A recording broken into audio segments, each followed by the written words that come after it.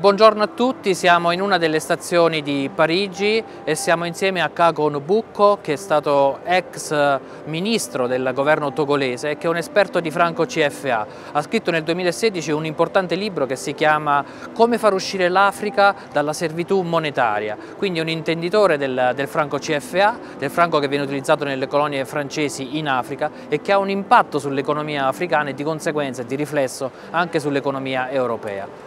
Bonjour, merci Monsieur Boucco pour votre disponibilité. Pouvez-vous nous expliquer comment fonctionne réellement le franco CFA? Est-ce qu'il y a un lien avec l'euro? Oui, le franc CFA a été créé après la Seconde Guerre mondiale, en 1945. Dès le départ, il y avait un lien avec le franc français.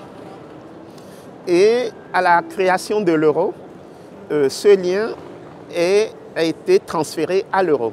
Donc il y a une parité fixe entre l'euro et le franc CFA. Donc 1 euro égale 655 francs CFA. En plus, les pays de la zone franc, donc ils partagent le franc CFA. Ils sont 14, 8 en Afrique de l'Ouest et 6 en Afrique centrale, doivent déposer au moins 50% de leurs réserves de change auprès du Trésor français pour garantir cette parité fixe entre l'euro et le franc CFA. En plus, vous avez une totale garantie de convertibilité entre le CFA et l'euro. Donc quand vous avez un franc CFA, c'est comme si vous aviez de l'euro. Et vous avez aussi une totale liberté de circulation des capitaux entre la zone franc et la zone euro. La difficulté que le franc CFA induit pour nous, c'est que on ne peut pas donner suffisamment de crédit à l'économie pour fonctionner, créer de la croissance, créer des emplois. Pourquoi? Parce que dans nos pays comme le Togo, le Sénégal ou la Côte d'Ivoire, nous produisons très peu de choses. Ce qui fait que quand les banques octroient des crédits, ça induit des importations de biens et services. Or, il faut payer les importations avec les devises, avec les réserves de change. Et à un moment donné, vous n'avez plus assez de réserves de change et vous êtes obligé de dévaluer le franc CFA par rapport à l'euro. Et comme nos dirigeants ne veulent pas qu'on dévalue le franc CFA, on préfère ne pas donner des crédits à l'économie. Et donc, c'est un système qui est pervers parce que c'est un système qui est basé sur la défense du taux de change. Et donc, on a une monnaie trop forte pour des économies qui sont très faibles.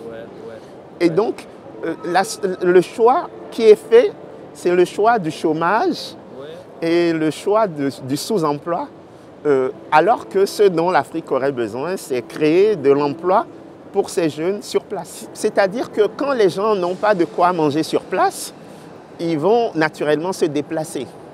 Bon. Après, les 2/3 des migrations restent en Afrique. Parce que pour venir jusqu'en Europe, il faut avoir un peu d'argent quand même. Donc, les plus pauvres vont dans les pays voisins et c'est ceux qui ont quand même un peu de moyens qui arrivent à atteindre les rives de l'Europe. Mais c'est sûr que l'absence d'emploi, ça induit quand même une incitation à faire des migrations.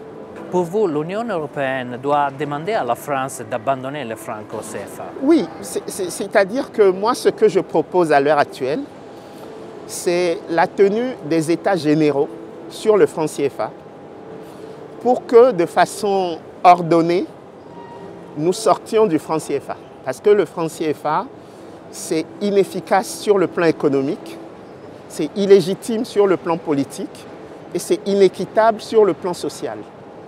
Et donc, ce que nous demandons à la France, c'est de nous accompagner pour sortir du franc CFA. Sinon, nous sortirons nous-mêmes. Voilà. Maintenant, l'Europe a un grand rôle à jouer parce qu'il y a une décision du Conseil de l'Europe du 23 novembre 1998 qui dit que pour toute décision relative au franc CFA et à la zone franc, la France doit prévenir l'Union européenne et obtenir l'aval de l'Union européenne. Et donc, l'Italie, par exemple, est copropriétaire de l'euro. C'est la troisième économie de la zone euro. L'euro lui appartient et il n'y a pas de raison que l'Italie ne soit pas présente dans les décisions relatives au franc CFA. Et donc, si elle ne le fait pas, c'est qu'elle démissionne de ses prérogatives. Et moi, une question que je pose, c'est pourquoi la relation n'est pas entre le franc CFA et la Banque centrale européenne qui émet l'euro. Pourquoi est-ce qu'on passe par le Trésor français, qui est un ministère des finances d'un pays? Vous voyez? Donc, pour nous, ce qui est surprenant, c'est qu'un pays comme l'Italie ait mis autant de temps pour soulever la question du franc CFA. Parce qu'elle est co-responsable de ce qui se passe dans la zone euro par rapport au lien entre l'euro et le franc CFA et les conséquences. 8 ans.